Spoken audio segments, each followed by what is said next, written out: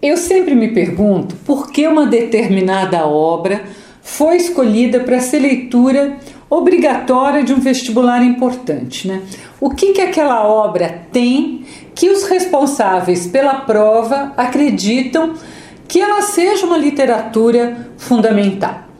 Então isso é uma pergunta que você que vai prestar vestibular tem de fazer. E mesmo você que não vai prestar, quando você vê um livro em leitura obrigatória, tentar conhecer e entender. Claro que esse romance, Dois Irmãos, do escritor Milton Ratum, que está na lista de livros obrigatórios, né? Ele tem uma razão para isto, né? Primeiro, ele desloca do eixo Rio-São Paulo, da região sudeste, né? Porque é uma trama que se passa em Manaus, escrita por um autor amazonense. E isso, a meu ver, é muito importante. O Brasil é muito grande, é muito diverso, tem boa literatura sendo feita em todos os cantos do país, né? E nós temos que conhecer. Além disso, esse romance, apesar de se passar na Amazônia, o Ratum, ele escreve uma história universal, em que a rivalidade entre irmãos, algo tão comum, né, desde a Bíblia, desde Abel e Caim, né, pode ser enxergada em qualquer canto do planeta. Então, ele parte ali de uma coisa mais regional, mas vai para o universal. Como é um livro que cai em vestibular, eu vou fazer o resumo, então vai ter muitos e muitos spoilers, né? Eu vou analisar a história e a narrativa e marcar os principais pontos da trama e, claro, também da narrativa com você. Então é importante você ficar até o fim, para você não perder nenhum pedaço e, se possível, deixe seu like, se inscreva, algo que eu sempre peço e que é fundamental para um canal de literatura. Eu escolhi esta edição porque é uma edição barata da Companhia das Letras, mas você pode escolher qualquer uma. A história de Dois Irmãos foca em uma família de origem libanesa que emigrou para o Brasil e mora em Manaus. Aqui é preciso lembrar que o autor, o Milton Ratum, também é de origem libanesa. E claro, ele vai usar o seu conhecimento pessoal, né, para enriquecer a narrativa. Quando a gente tem essa experiência, é muito comum a gente levá-la para a escrita. Mas, apesar de narrar vários traços da cultura libanesa, o próprio autor, ele disse em uma entrevista, abre aspas, os personagens já são imigrantes de algum modo adaptados à vida brasileira. Então, o drama é outro, é um drama familiar com conflitos sociais, a cidade arruinada ou em processo de ruínas. Então, fecha aspas. Então, o próprio Ratum disse que a imigração libanesa não é a parte mais importante, mas claro, ela vai colaborar com a trama.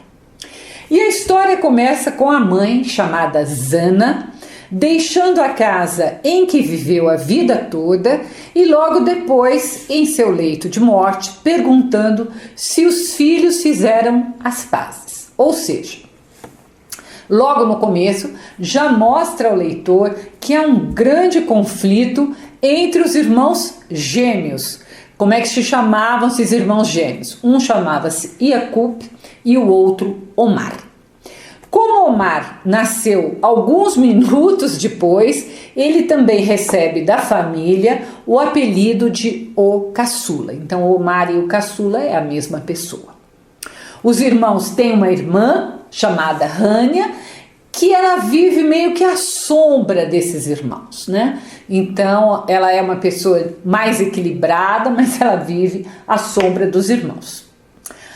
A história, isso é importante, ela vai ser narrada em primeira pessoa por Nael, que nós, leitores, nós vamos descobrir a demorar quem é que está narrando, né? Nós vamos descobrir que o Nael, com o tempo, ele é filho de Domingas, uma empregada ali da casa, uma indígena que mora com a família desde adolescente. Ela estava num orfanato, aquela coisa da igreja, né, de tirar os indígenas e levar para o orfanato, né, e ela vai para a família. A gente desconfia que o Nael é filho de um dos gêmeos e só perto do final do livro é que a gente descobre que o pai do Nael é o Omar, que nem liga para o filho. O Omar, na verdade, ele havia estuprado a Domingas em um dia que ele havia chegado bêbado em casa, né? Tem um trecho que o Nael diz, né? Abre aspas. Mas muita coisa do que aconteceu eu mesmo vi, porque enxerguei de fora aquele pequeno mundo. Sim, de fora e às vezes distante, mas fui o observador desse jogo e presenciei muitas cartadas até o lance final. Fecha aspas. Então, durante toda a história, né, o Nael, o narrador, tenta descobrir qual dos gêmeos é o seu pai. Ele prefere o Yakub, mas porque ele não gosta do Omar. Mas no final, como eu já disse antes, ele descobre que é justamente de quem ele não gostava, o Omar, que era o seu pai, tá? O Nael, ele tem um tom sempre que ele vai nos contando essa história conturbada, né, da sua família, mas ele, quando ele diz que é de fora e é de dentro. Por quê? Porque a família não o reconhece como da família, pois a sua origem sempre foi um segredo muito bem guardado, né? Ele vai, na verdade, tentando se entender e entender o seu papel naquele núcleo familiar. O Nael e a sua mãe, Domingas, a empregada, vivem em um cômodo apertado ali no fundo da casa e nunca eles vão ser considerados da família. Mesmo que de vez em quando a Domingas reze com a Zana, que ela possa comer ali na mesa num dia de festa, nunca vai ser da família. No início da trama, o Yakub está voltando do Líbano, onde viveu 5 anos. O seu pai, Halim, vai buscá-lo no porto do Rio de Janeiro. E ele chega junto com os militares da Força Expedicionária Brasileira. E Halim ainda comenta sobre os difíceis anos da guerra. Então, qual a conclusão, apesar de não ser dito isso, qual a conclusão que nós leitores chegamos? Que ali deve ser o ano de 1945, quando acabou a Segunda Guerra Mundial, por isso que os militares estão voltando para o Brasil. O Yakub, que agora tem 18 anos, parece muito calado, né? Com dificuldades de se adaptar, de se reencontrar no Brasil e até mesmo na casa de seus pais. Então, ele volta muito diferente, né? A gente nunca fica sabendo o que aconteceu com ele nesses 5 anos do Líbano. Não se sabe bem por que um dos irmãos foi para o Líbano e o outro ficou no Brasil, mas aos poucos nós vamos percebendo que foi uma forma que os pais encontraram de se livrar de um grande problema, que era o desentendimento constante entre os 2 irmãos gêmeos, né? Então achou mais fácil, né? Manda um para o exterior e fica apenas com um. Desde a infância, os gêmeos, apesar de serem idênticos fisicamente, já demonstravam ser bastante diferentes em questão de personalidade. E a primeira rusga grave realmente que aconteceu entre eles tinham apenas 13 anos. Os 2 se interessaram pela mesma garota chamada Lívia. Então teve ali um baile. O Yacoub, no baile, vai se aproximar da Lívia, mas a mãe pede para ele levar a irmã para casa, e quando ele volta, ela já está dançando com o Omar. Passam alguns dias, tem uma sessão ali de cinema, e dessa vez é o Yacoub que leva a melhor, ficando com a Lívia. Mas o Omar fica com tanta raiva que ele quebra uma garrafa e ele fere o irmão, que vai ficar com uma cicatriz no rosto. Então, essa cicatriz que gravou para sempre o rosto do Yacoub, né, parece que gravou também para sempre o ódio que um irmão iria sentir do outro. E já se percebeu ali que seriam irreconciliáveis, né? Então, para que não houvesse mais o perigo de novas agressões, o Halim manda o Yacoub para o Líbano. Por que eles escolheram o Yacoub? Talvez porque o Yacoub fosse mais cordato do que o Omar.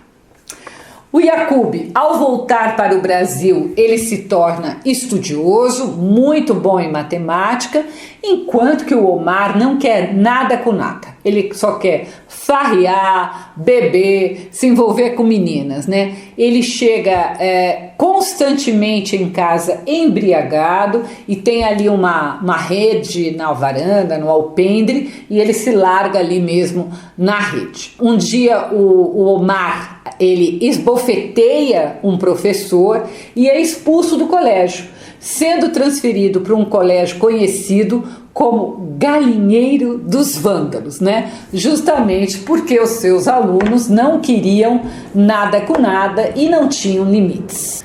Bem, os dois irmãos não podiam ser mais diferentes. O Yacoub, como era muito estudioso, em 1950 ele vem para São Paulo para fazer faculdade de engenharia, e o Omar continua lá em Manaus. O Omar, ele conhece um professor de francês mais tarde, que também é um poeta, chamado Laval, e o Laval é mais sério, poderia ter feito até tomar um caminho diferente, mas o professor Laval, que era um defensor da liberdade, né, ele é morto. E por que eu estou chamando a sua atenção para isso? Porque há um trecho em que a morte do Laval, ela é narrada, e ela vai nos situar no tempo e no contexto do Brasil. Abre aspas. Laval foi arrastado por um veículo do exército, e logo depois as portas do café Mocambo foram fechadas. Muitas portas foram fechadas quando, 2 dias depois, soubemos que Antenor Laval estava morto. Tudo isso em abril, nos primeiros dias de abril. E por que isso é importante, né? Eu quero alertar você para você fazer a relação. Claro que o fato de ser nos primeiros dias de abril situa que a morte do Laval foi logo depois do golpe de 64, que se deu ali na madrugada do dia 31 de março para o dia 1º de abril. Então, o autor, ele situa isso, mostrando para você qual é o pano de fundo da história do Brasil que está acontecendo enquanto ele conta a história dos irmãos. Morando em São Paulo, o Yacoub se corresponde com a Lívia e os dois acabam se casando, mas o Yacoub, ele esconde isso da família. Ele conta para a família que ele se casou, mas ele não diz que a nora é a Lívia. Entretanto, um dia, o Omar vai para São Paulo com a desculpa de estudar, e ele ali consegue entrar na casa do irmão, enganando um pouco a empregada do irmão, e ele vê as fotos do casamento do Yacoub com a Lívia. Louco de raiva, o Omar risca as fotos, rouba o passaporte do irmão e alguns dólares e vai embora.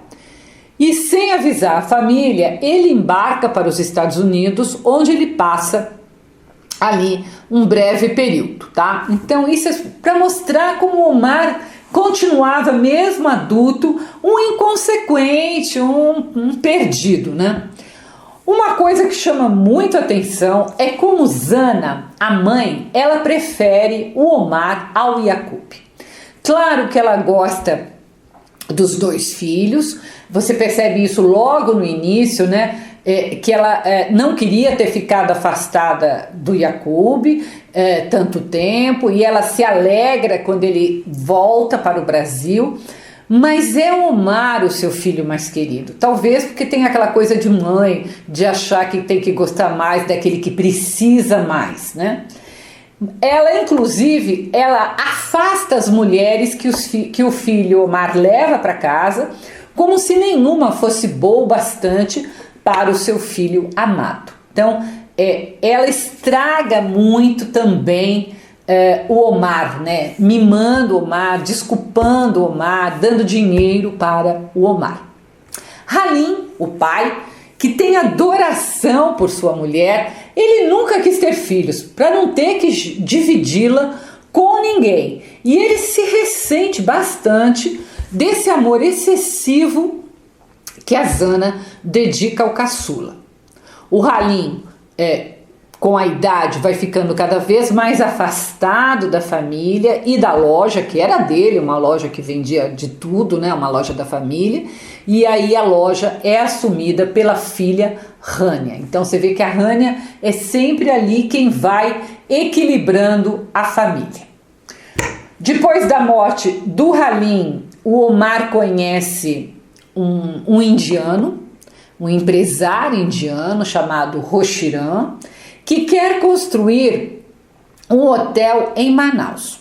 Quando a Zana conhece o Roshiram, ela vê, né, na construção do hotel uma oportunidade de unir os irmãos. Já que o Yaqub é engenheiro, ela pensou que ele podia fazer o projeto do hotel. E aí, o que a Zana faz? A Zana, ela escreve para o Yaqub em São Paulo, né? Sem contar para o Omar. O Yaqub viaja a Manaus para desenvolver o projeto, mas tudo isso é feito escondido do Omar, que ao descobrir, claro, se sente muito traído, e aí com razão, e ele espanca o irmão, que vai parar no hospital. A polícia viu, o Omar foge, né? E a irmã Rania percebe, porque aí o Yaqub volta para São Paulo, e a irmã Rania percebe que mesmo de longe o Yaqub está ali ajudando a polícia na busca pelo irmão. O Yaqub quer se vingar de Omar, que quando é encontrado vai preso e é condenado a mais de 2 anos de prisão. Então, é o fim ali de qualquer tentativa dos irmãos se reconciliarem, né? O Roshiram havia pago uma fortuna adiantada ao Yaqub pelo projeto, que ele propositalmente não entregou, e ao Omar pela comissão na compra do terreno para construir o hotel. Como havia dado tudo errado, o empresário indiano se sentiu lesado e ele vai lá falar para a Rania que ele precisa do dinheiro que foi entregue, né? Que ele tinha entregue ali com os 2 irmãos. A Rania não tem como pagar e ela praticamente então entrega a casa deles para quitação das dívidas. A antiga casa da família é transformada em um comércio chamado Casa Roshiram, onde são vendidas quinquilharias do Panamá e de Miami. A Rania separa um pedaço ali da propriedade, um pequeno terreno, um pequeno quadrado no fundo do quintal para o Nael. Então essa é a herança do Nael, que é bem pouco, né? Depois da morte da mãe, o Nael conta ainda que no final ele tinha uma grande vontade de se distanciar dos 2 irmãos. Com a maturidade, o Nael percebeu que as loucuras de Omar não eram piores do que a ambição, o ressentimento e a mágoa do Yaqub. Nael chega a ter uma única vez relações sexuais com a tia, com a Rania, mas era uma coisa ali mal resolvida, foi só uma vez, e depois ele também se afasta da Rania. E ele ainda conta que um dia o Omar saiu da prisão, a Zana já havia morrido, e ele, da casa dele, da janela, ele viu o pai no quintal, olhando para onde ele morava. O Nael fica esperando que o Omar vá lá pedir desculpas, né, pela desonra que ele causou a Domingas, mas o Omar olha um pouco e vai embora, e o livro termina. O que você não pode esquecer, que você tem que lembrar?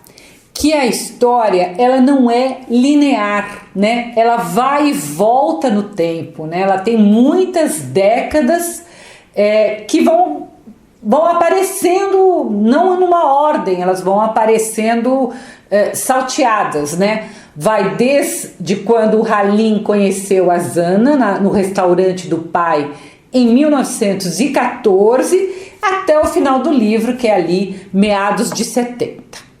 Como eu disse antes, é uma narrativa construída de memórias do narrador. O que é quem? O Nael.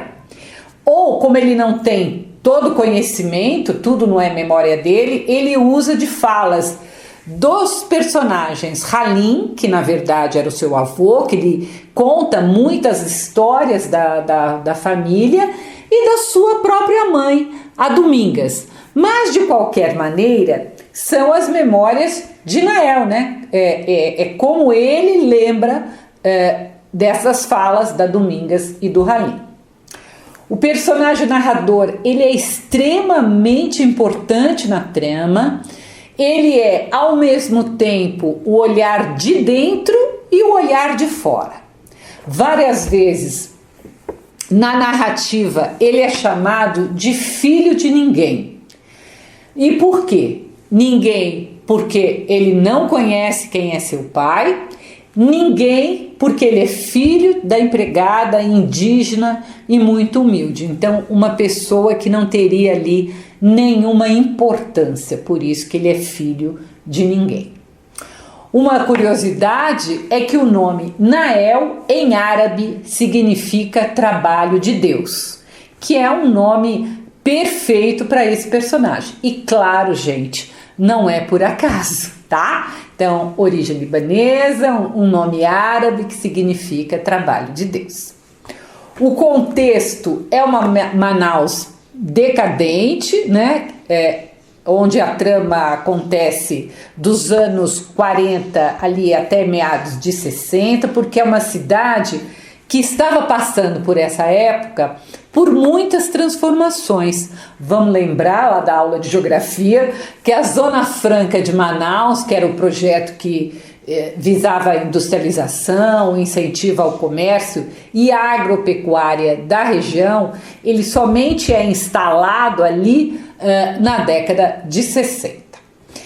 E apesar de ser da história ser situada em uma cidade no meio da floresta amazônica, você não pode esquecer, o conflito dos irmãos é um tema universal, ou seja, a história parte do pessoal e alcança o universal, podendo ser compreendida em qualquer lugar do mundo. Isso é uma história universal.